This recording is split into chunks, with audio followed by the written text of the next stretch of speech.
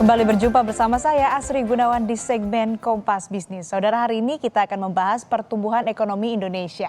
Di kuartal kedua tahun ini, pertumbuhan ekonomi Indonesia ini resmi melambat dibanding kuartal sebelumnya secara tahunan. Pertumbuhan hampir semua data konsumsi tak cukup menggembirakan karena ada yang stagnan atau hanya tumbuh sangat tipis, bahkan ada yang anjlok sangat dalam. Kita ke data pertama.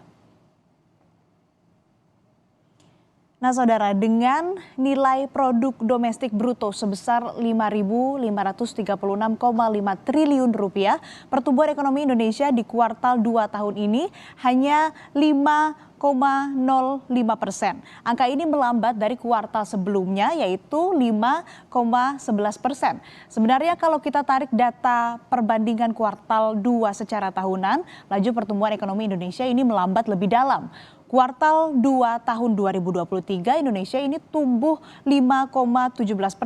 Kuartal 2 tahun 2022 ekonomi juga tumbuh 5,46%. Nah ini adalah masa-masa Indonesia berusaha pulih dari COVID-19. Kembali ke tahun ini saudara, pemerintah bilang meski melambat pertumbuhan ini masih positif dan sesuai ekspektasi. Lalu bagaimana pertumbuhan konsumsi yang selama ini jadi tulang punggung pertumbuhan? Kita ke data selanjutnya. Konsumsi rumah tangga adalah motor penggerak utama pertumbuhan ekonomi. Kami beri catatan di awal dulu ya saudara, konsumsi rumah tangga di kuartal 2 ini tumbuh tipis ke 4,93% jika, kami tegaskan lagi, jika dibandingkan dengan kuartal pertama tahun 2024 yaitu tumbuh 4,91%. Tetapi kalau kita bandingkannya dengan kuartal 2 tahun 2023, Anda bisa lihat grafis di layar, angkanya turun saudara. Tahun lalu konsumsi rumah tangga Indonesia masih di level 5%, tepatnya 5,23%. Angka ini bahkan di atas pertumbuhan ekonomi nasional kala itu. Menteri Koordinator Bidang Ekonomi Airlangga Hartarto bilang konsumsi rumah tangga ini masih tumbuh cukup baik kok. Kita dengarkan dulu pernyataannya berikut ini. Konsumsi ini sebetulnya yang kemarin dari Q1 lebih rendah daripada Q2. Jadi itu sebetulnya ada kenaikan dan pertumbuhan konsumsi itu di 4,9 itu angka yang tinggi. Memang di bawah angka pertumbuhan nasional. Tidak semua sektor di atas pertumbuhan nasional. Pertumbuhan di sektor pengolahan ataupun manufaktur pun di bawah daripada sektor pertumbuhan ekonomi nasional. Data selanjutnya saudara, pertumbuhan PDB menurut konsumsi LNPRT yang kontras menurun secara kuartalan di tahun 2024 adalah konsumsi lembaga non-profit yang melayani rumah tangga atau LNPRT ini. Kalau di akhir Maret kemarin tumbuhnya sampai 24,29%, jauh berbeda dengan akhir Juni ini yaitu cuma 9,98%. Apa sih kira-kira penyebabnya? Yang pasti ada pola ini terjadi menjelang transisi pemerintahan baru. Tetapi bagaimana secara dalam? Nah nanti kita akan bahas lebih dalam lagi tentunya di Kompas Bisnis bersama dengan ekonom. Tapi di segmen setelah ini kita akan lihat data selanjutnya terlebih dahulu. Nah yang anjlok juga adalah pertumbuhan konsumsi pemerintah. Kalau akhir Maret tumbuhnya hampir 20%, di kuartal 2 cuma dikasih 1,42%. Kira-kira kenapa datanya seperti ini? Nah penurunan yang sangat menarik tetapi juga akan Kompas Bisnis tanyakan lebih dalam ke ekonom setelah ini. Yang pasti Menteri Keuangan Sri Mulyani bilang pemerintah akan terus melihat faktor-faktor apa saja yang bisa menjaga pertumbuhan ekonomi termasuk memastikan proses transisi pemerintahan yang baru. Berikut pernyataan Menteri Keuangan Sri Mulyani. Semester kedua ini yaitu kuartal ketiga dan keempat akan terus melihat faktor-faktor untuk menjaga agar pertumbuhan ekonomi bisa tetap terjaga pada tingkat antara 5,1 hingga bahkan kalau bisa mencapai 5,2. Tentu ini tidak mudah pada saat perekonomian global sekarang ini justru cenderung mengalami perlemahan dan fragmentasi. Saya ingin sampaikan bahwa proses transisi ini berjalan sangat baik, komunikasi berjalan intens antara pemerintah sekarang dengan pemerintah Presiden terpilih dan Wapres terpilih, dan juga mengenai program-program detail juga sudah mulai kita tampung dan nanti akan dituliskan dalam nota keuangan. Perlu kepastian anggaran untuk menjaga ekonomi berjalan sesuai target. Presiden Joko Widodo ini meminta agar rancangan anggaran pendapatan dan belanja negara atau RAPBN tahun 2025 mampu mengakomodasi semua program Presiden terpilih Prabowo Subianto sekaligus bisa mewaspadai risiko perlambatan ekonomi global. Saya ingin di dalam rancangan APBN 2025 ini mengakomodasi semua program Presiden terpilih, tapi yang paling penting waspadai risiko perlambatan ekonomi dunia, baik yang berkaitan dengan kebijakan suku bunga, juga yang berkaitan dengan memanasnya geopolitik yang kemungkinan itu akan berimbas pada krisis pangan, harga minyak yang naik, dan yang ketiga optimalkan langkah-langkah untuk peningkatan target penerimaan negara.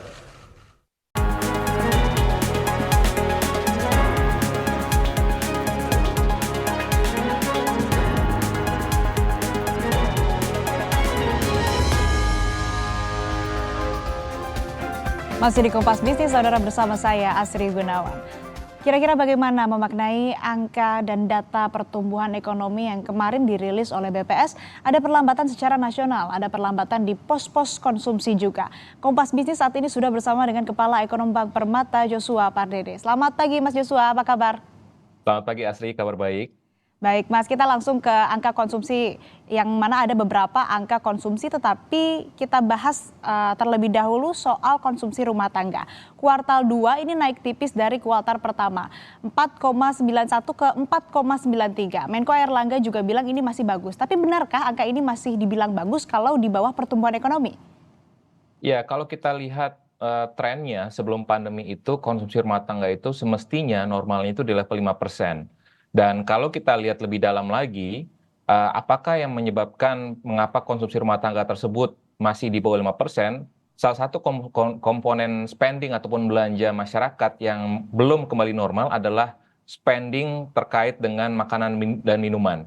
Jadi kita ketahui bahwa sekalipun memang ada perayaan Idul Fitri dan juga Idul Adha, dan ada juga beberapa hari raya lainnya di kuartal kedua, namun konsumsi makanan minuman tetap stagnan, ya, tetap di bawah 5%.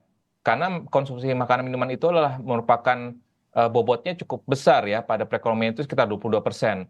Sementara itu yang saya lihat adalah mungkin sudah mulai ada terjadi perubahan tren belanja masyarakat ya dengan adanya layanan pesan antar online. Ya, di sini kita melihat bahwa di sisi lainnya kalau kita breakdown lebih dalam lagi konsumsi rumah tangga, ini konsumsi untuk transportasi dan juga restoran hotel ya, ini juga relatif meningkat ataupun lebih tinggi dibandingkan kondisi sebelum pandemi. Jadi memang ini ada kombinasi antara kebijakan pemerintah ya dari sisi tarif efektif rata-rata perpajakan PPh 21 individu, lalu juga ada di sebelum Lebaran yang lalu pun juga ada kenaikan harga pangan, ada wacana UKT pendidikan dan juga tapera, ini juga tentunya memberikan tambahan beban hidup buat masyarakat kelas menengah ya, sehingga kita mendengar ataupun kita melihat ada tren fenomena di masyarakat terkait dengan makan tabungan ya, lalu juga dari sisi PHK yang juga meningkat, sehingga ini kombinasi semuanya sehingga membuat tadi konsumsi masyarakat khususnya untuk makan minuman ini tetap di bawah 5%, dan bisa kita bisa ini menjadi early indicator bahwa memang terjadi pelemahan daya beli masyarakat khususnya masyarakat golongan kelas menengah. Nah, masih menyambung pertanyaan pertama Mas Joshua, ini kan benar nggak sih bahwa ini bukan tentang pelemahan daya beli, tapi karena kalau kita mengacu ke kuartal 2 tahun 2023 ataupun juga kita mengacu ke pernyataannya Menko Perekonomian Airlangga Hartarto, ini angkanya masih di atas 5%, bahkan juga di atas pertumbuhan ekonomi nasional. Ya, kalau kita bandingkan 2023 sebenarnya kan ini pertumbuhannya sudah mulai melandai ya, dan memang kalau kita lihat di kuartal kedua tahun lalu, betul memang itu ada momentum lebaran itu sepenuhnya terjadi di kuartal kedua. Sementara itu di tahun ini agak sedikit apa namanya terbagi ya antara awal Ramadan itu terjadi di kuartal satu dan juga perayaan Idul Fitrinya terjadi di kuartal kedua ya. Sehingga tentu memang ada dampak hal tersebut ya. Tapi secara strukturalnya tadi sudah kami sampaikan bahwa ada berbagai kebijakan ataupun wacana kebijakan yang sudah dilemparkan oleh pemerintah sehingga ini memberikan dampak ya kepada tadi dampak pada masyarakat kelas menengah ya sehingga fenomena makan tabungan, fenomena dari sisi PHK dari berbagai sektor padat karya di tekstil, garment dan alas kaki sehingga ini memberikan tambahan lagi kepada apa masih terbatasnya peningkatan dari pendapatan real masyarakat pada akhirnya sehingga itu membuat konsumsi kita tetap tumbuh di bawah 5% dan oleh sebab itu saya pikir eh, sebenarnya memang kita tidak bisa melulu mengandalkan pada konsumsi ya. Kedepannya memang pemerintah perlu memikirkan berbagai strategi untuk bisa mencari sumber-sumber pertumbuhan ekonomi baru baik dari sisi investasi maupun dari sisi net ekspor yang memang tentunya ini sangat dipengaruhi juga oleh kondisi ekonomi global. Ya, kami koreksi dan juga sebagai penegasan, Mas Joshua, penurunan data konsumsi rumah tangga juga karena pelemahan daya beli. Tapi ini apakah yang perlu didorong ini bukan kelas bawah, tapi kelas menengah? Artinya seperti itu? Ya, kalau kita melihat dari sisi bagaimana penyaluran bansos, terutama yang ditujukan kepada masyarakat berpenghasilan rendah, saya pikir sejauh ini saya melihat kalau kita lihat tren dari realisasi anggaran belanjanya ini sudah terrealisasi. Dan yang tadi karena kita melihat yang kelas menengah ini khususnya misalkan desil 5 dan desil 6 kalau kita bagi kelompok masyarakat berdasarkan apa namanya per desilnya ini kelas desil 5 dan 6 ini memang tentunya masyarakat tersebut tidak mendapatkan bansos ya dan tentunya karena tadi karena mungkin sebagian dari masyarakat tersebut mengalami PHK dan juga dari sisi pendapatan mereka juga semakin terbatas, pendapatan realnya semakin menurun, sehingga otomatis masyarakat tersebut ini, yang masyarakat kelas menengah ini bisa masuk dalam kategori rentan miskin, ya sehingga itu yang dan sejauh ini mereka belum merupakan target sasaran bantuan sosial dari pemerintah, sehingga memang ini menjadi salah satu kedepannya bagaimana pemerintah perlu menciptakan apa namanya stimulasi ataupun stimulus untuk bisa menggerakkan masyarakat kelas menengah. Ya, nah ini kan Mas Joshua ada konsumsi LNPRT dan juga konsumsi pemerintah yang sama-sama dua-duanya ini anjlok. Apakah ini memang terjadi di setiap akhir Pilpres atau di masa-masa peralihan pemerintahan yang baru? Ya, memang kalau kita lihat secara data historikalnya betul bahwa laju pertumbuhan dari LNPRT itu memang akan mulai normalisasi ataupun melandai pasca berakhirnya misalkan Pilpres ataupun Pileg yang sudah terlaksana di kuartal 1 ya karena di kuartal 1 kita tahu bahwa laju pertumbuhan LNPRT ini pertumbuhannya sangat signifikan ya sekitar 24%. Sementara itu kalau kita lihat di kuartal 2 tahun ini sendiri sudah mulai melandai ya sehingga memang kita melihat bahwa kondisi ini pun juga akan kembali normalize dan kemungkinan mungkin akan sedikit meningkat nanti di kuartal keempat ya pada saat pelaksanaan pilkada. Namun kalau kita lihat di sisi lainnya dari sisi government spending ataupun belanja pemerintah, ini memang kalau kita lihat di kuartal kedua tahun ini ya untuk belanja pemerintah sendiri kan memang terjadi perlambatan ya. Salah satunya mungkin saya menduganya ada faktor high base juga ya di kuartal kedua tahun 2023 belanja pemerintah ini tumbuh sekitar 10,5% ya sehingga makanya di kuartal kedua tahun ini pertumbuhan dari belanja pemerintah ini hanya sekitar kurang dari 5%. Dan di samping itu juga kalau kita lihat dari sisi kita breakdown lagi government spending realization-nya, realisasi government spending itu masih didominasi juga oleh pembayaran bunga utang ya pasca apa namanya dari sisi dana pen yang sudah dikeluarkan pemerintah pada saat penanganan pandemi ya sehingga memang kita melihat bahwa spending pemerintah diharapkan ke depannya pun juga bisa kembali terakselerasi ya karena kondisi tadi dari sisi ekspornya sendiri kita melihat bahwa ini akan berlanjutnya normalisasi sejalan dengan normalisasi harga komoditas dan juga perlambatan dari ekonomi global ya seperti kita ketahui tadi kemarin saja bahwa pasar saham global ini anjlok drastis karena memang ada ekspektasi ataupun ada perkiraan bahwa akan terjadi resesi global, terutama dari Amerika Serikat dan juga Tiongkok. Sehingga ini mungkin yang harus kita kita kaji kembali lagi sektor-sektor mana saja yang pemerintah perlu prioritaskan, khususnya padat karya, dan juga insentif seperti apa yang harus didorong oleh pemerintah untuk tadi bisa menggerakkan perekonomian dari sisi permintaannya. Nah, menarik ini ngomongin soal padat karya, Mas Joshua. Kemarin Kompas Bisnis juga menyoroti PMI manufaktur yang mana di Juli ini di bawah 5% pertama kali sejak 34 bulan terakhir. Nah, apa pengaruhnya ke lapangan pekerjaan khususnya di padat karya dan juga pertumbuhan ekonomi di masa mendatang? Ya, kalau kami tadi sampaikan bahwa memang ini ada salah satu faktornya tadi dari sisi permintaan ekspor ya, dari eksternal yang mengalami perlambatan, khususnya China, lalu juga US ya, ini kita lihat masih mengalami perlambatan, tren perlambatan. Kuartal kedua tahun ini pertumbuhan ekonomi Tiongkok sudah di bawah 5%, sehingga tentunya ada pengiriman yang akhirnya tertunda ya, khususnya untuk permintaan eksternalnya ataupun kepada ekspornya.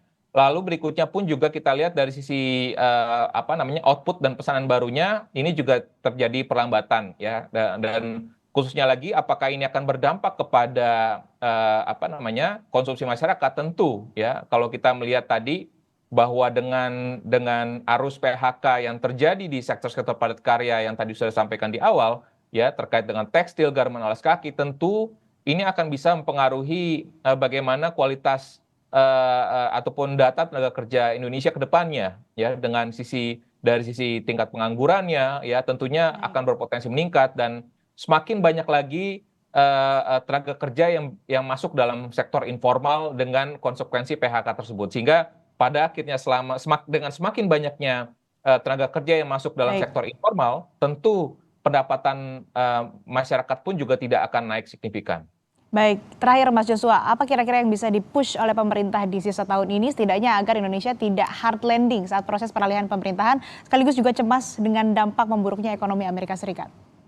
Ya, tentunya pemerintah perlu menjaga ya agar tadi konsumsi domestik kita tetap relatif solid dan resilient, dan oleh sebab itu karena kita merelatekan dengan bagaimana wacana kebijakan pemerintah dari awal tahun, dan kedepannya pun juga ada beberapa wacana pengenaan tarif cukai dan juga pajak, khususnya cukai minuman berpemanis dan juga plastik ya, dan juga mengandung lemak ya, dan juga kemarin sempat dilontarkan wacana misalkan untuk pengenaan cukai untuk tarif untuk konser musik dan juga hiburan lain sebagainya.